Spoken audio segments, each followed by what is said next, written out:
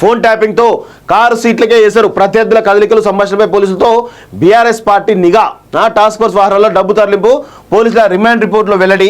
ఈ చర్యలతో ఎన్నికల్లో విపక్షాలకు సమానావకాశాలు లేకుండా చేసిన వైనం, అధికార దుర్వినియోగంతో గెలిచే కుట్ర. గతంలో ఇలాంటి ఆరోపణలతోనే ఇందిరపై అనర్హత వేటు వేసిన అలహాబాద్ హైకోర్టు.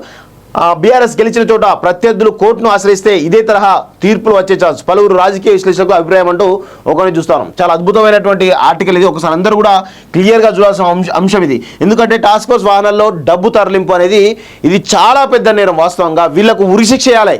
ఉరిశిక్ష చేసి అమరవీరుల స్తూపం ముందు ఉరిదీయాలి. నడి రోడ్డు మీద ఉరిస్తే కనుక ఇంకొకటి ఎవడు కూడా, ఏ పాలకుడు కూడా తప్పు చేయడనే విషయం కూడా గుర్తుపెట్టుకోవాలి. చట్టవిరుద్ధంగా విపక్ష నేతల ఫోన్ల ట్యాపింగ్, తద్వారా సేకరించిన సమాచారం ఆధారంగా వారి కదలికలపై నిఘా పెట్టడం, వారి ఆర్థిక మూలాలపై దాడి చేయడం ఇల్లీగల్ ప్రాక్టీస్ అన్నట్టు.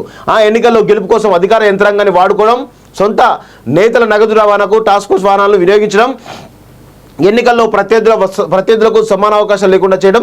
2014 నుంచి రాష్ట్రంలో అధికారంలో ఉన్న బీఆర్ఎస్ పార్టీ చేసిన నిర్వాకాలివి. ఫోన్ ట్యాపింగ్ కేసు దర్యాప్తు చేసిన పోలీసులు సాక్షాత్తు కోర్టు సమర్పించిన పత్రాల్లో పేర్కొన్న వివరాలు. ఇవన్నీ చేసింది దేనికి? ఎన్నికల్లో గెలవడానికి, అధికారం చేయించుకోవడానికి. కానీ ఇంత చేసినా వచ్చింది 39 సీట్లు. గెలిచిన వారిలో 2 ఇప్పటికే పార్టీ ఫిరాయించారు. ఒక ఎమ్మెల్యే చనిపోయారు. మిగిలినవి 36 సీట్లు. ఇప్పుడు ఫోన్ ట్యాపింగ్ కేసులో బయటపడుతున్న వాస్తవాల ఆధారంగా ఆయా సీట్లలో ఓడిపోయిన అభ్యర్థులు హైకోర్టును ఆశ్రయిస్తే ప్రజా ప్రాతినిధ్య చట్టం ప్రకారం చాలా మంది బీఆర్ఎస్ ఎమ్మెల్యేల ఎన్నికే చెల్లకుండా పోయే అవకాశం ఉందని రాజకీయ న్యాయ నిపుణులు అభిప్రాయపడుతున్నారు.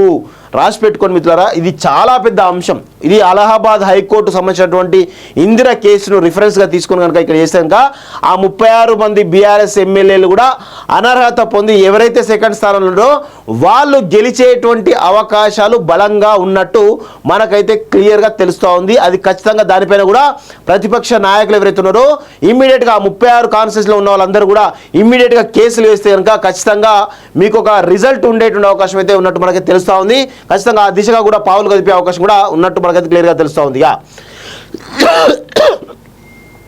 ఫోన్ ట్యాపింగ్ గుట్టు ప్రభాకర్ రావుకి ఎరుక. ఆయన శాసిస్తే పాటించమన్న నిందితులు.